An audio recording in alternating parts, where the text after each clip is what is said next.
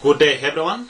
Welcome back to our discussion and count to the day of Pentecost, called Shavuot in the Hebrew language. In our count to Pentecost part 1, we considered the first high day Sabbath of the Feast of Unleavened Bread as the Sabbath whose morrow is the day when the count starts. That being the case, it will mean the first high day Sabbath of the Feast of Unleavened Bread is 15 of Abib. Then its morrow is the 16th. We are also told in the book of Leviticus chapter 23 verse 9 to 14 that the Israelites were instructed under the same law that they were not supposed to eat land produce till the priest make a wave-ship offering on that 16. That is, in this case, when the count will start. It would mean the earliest day the Israelites could eat land produce would be any minute when the priest has made an offering, a wave-ship offering on that 16.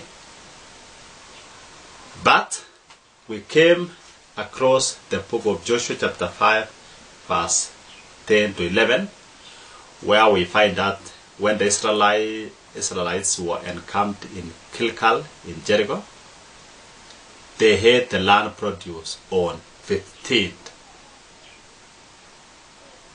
Now, that would mean the Sabbath in consideration to count the Pentecost cannot be the high day Sabbath of the Feast of Unleavened Bread. Otherwise, there is no way you can explain Joshua chapter 5 verse 10 to 11. Because what is making the Israelites to eat the land produce on 15 before the priest make a wave-ship offering on 16 so that they could now be allowed to eat the land produce. Right. Then it means the weekly Sabbath now, let's consider it. Consideration number 2. The morrow after the weekly Sabbath that falls during the Feast of Unleavened Bread. Now, I want to read the same book of Joshua chapter 5 verse 10 to 11 for a comparison. It says, "And the children of Israel encamped in Gilgal and kept the Passover on the 14th day of the month at evening in the plains of Jericho. And they did eat of the old corns of the lamb on the morrow after the Passover, and leavened cakes and parched corns in the self-same day." So yet the Israelites are eating the land produce on the morrow of the Passover, which means they had on 15. But using the 15 as the Sabbath, whose morrow is when the count to Pentecost start, then here they were supposed to start eating on 16, but here they are eating on 15. Now, this can be explained.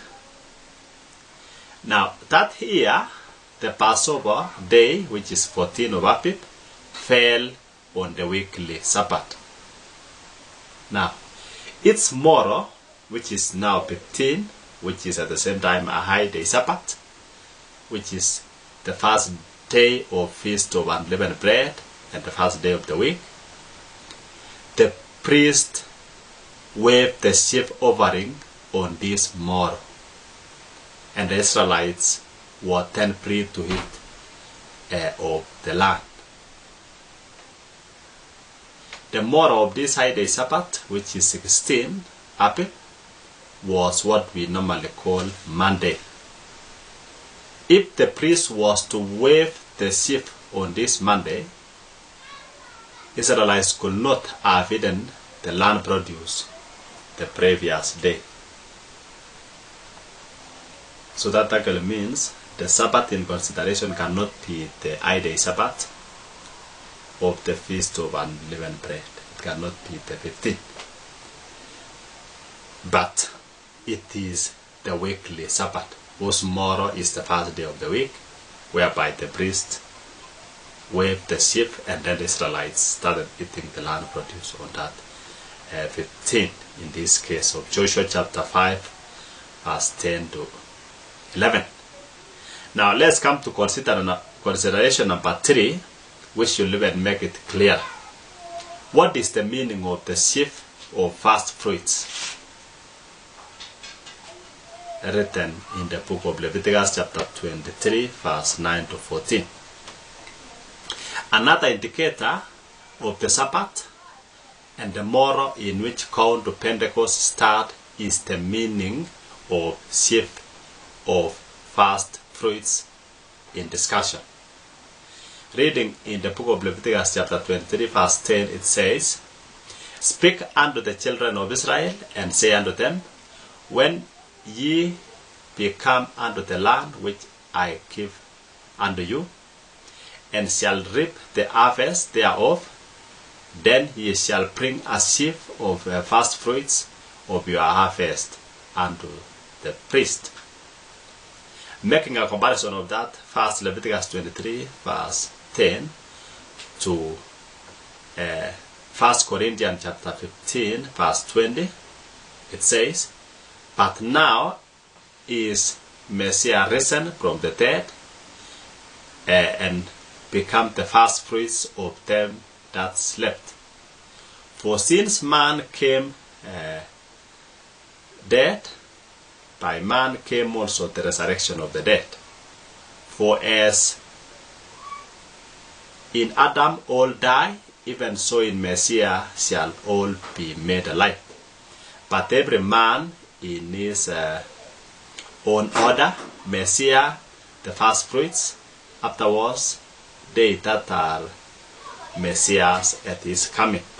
A comparison of the two verses shows that the sheaf of first fruit was figuring Yahshua Messiah. In another lesson, it can be proved that Yahshua Messiah resurrected in the end of the weekly Sabbath within the feast of unleavened bread. Now, after resurrection of Yahshua, no one was allowed to touch him. Reading in the book of John chapter 20, verses 16 to 18, we get this. "Yahshua said unto her, Mary. She turned herself and said unto him, Rabboni, which is to say, Master. Yahshua said unto her, Touch me not, for I am not yet ascended to my Father, but go to my brethren and say unto them, I ascend unto my Father and your Father, and to my Elohim and your Elohim."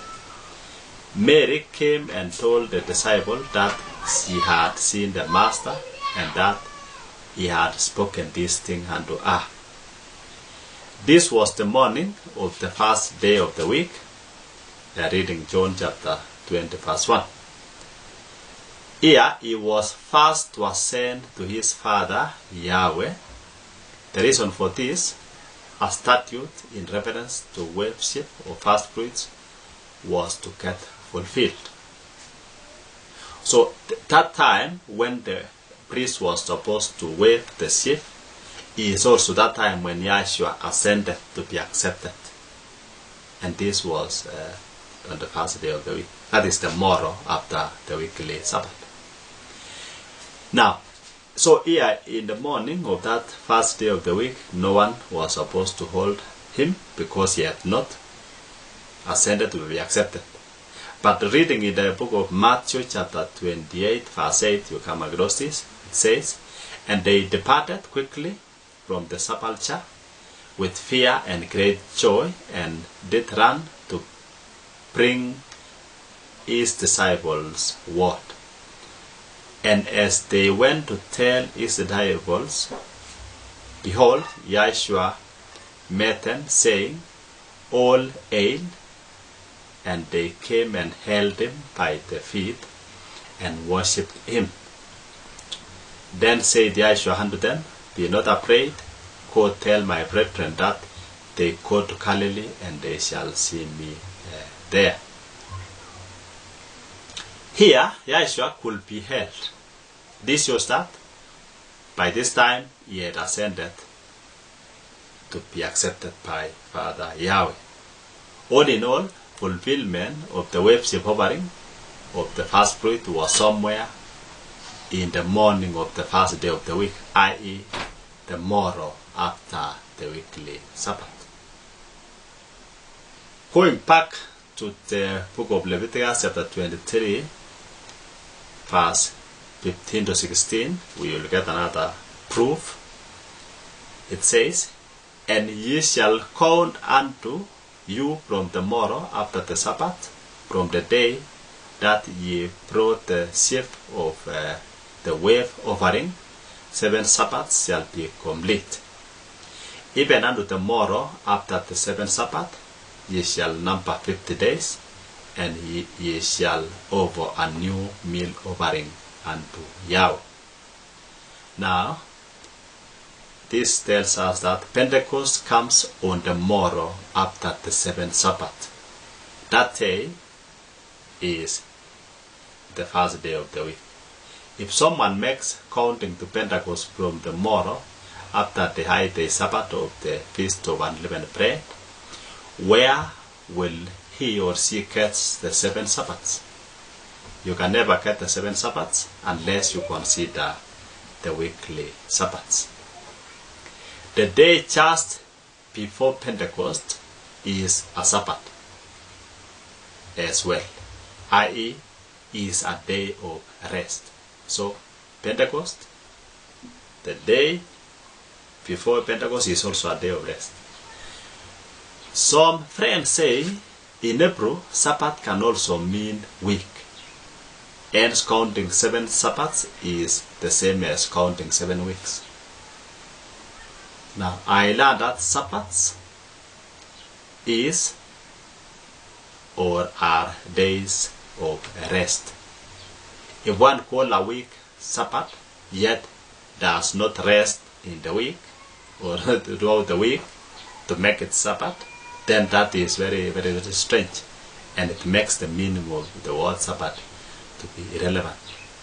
In Hebrew, Sabbath is called Shabbat, but week is called Shapuah, and the terms are not interchangeable. Yahweh bless you.